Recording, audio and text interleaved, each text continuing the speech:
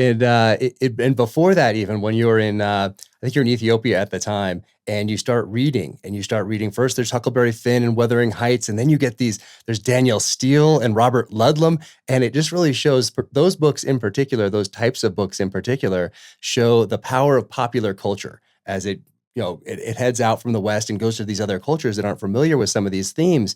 And from those kind of books, it was amazing to me as an author and someone who loves to read. And my mom was a librarian when I was growing up, so I grew up with books and a love of reading.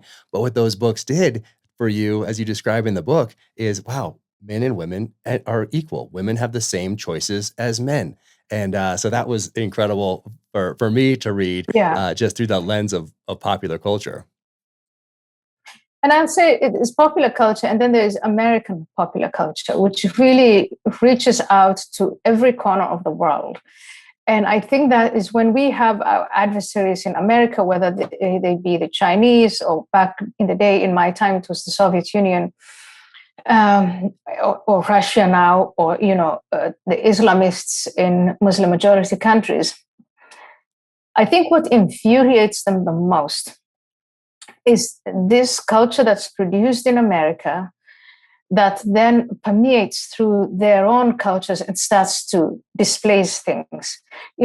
I read those books, the Nancy Drews, and I started to imagine myself a Nancy Drew and imagine that there was a world where, as a young girl, I could do all of those things, solve mysteries, have friends, male friends as my equals, go to school, finish school, be the master of my own mistress, of my own destiny.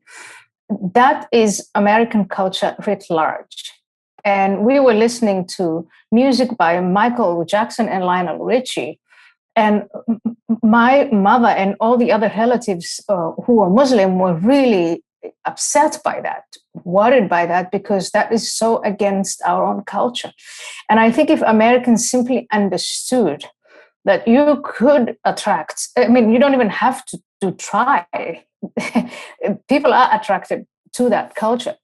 But I think if we were to market the idea of America, it would catch on. It would catch on way better than the ideology of the Islamists. Well, the Soviet Union's done for, but the ideology of the Chinese Communist Party. This combination of political freedom, economic freedom, and cultural freedom, it's a very, very powerful cocktail. And I think that Americans don't understand it because they live it.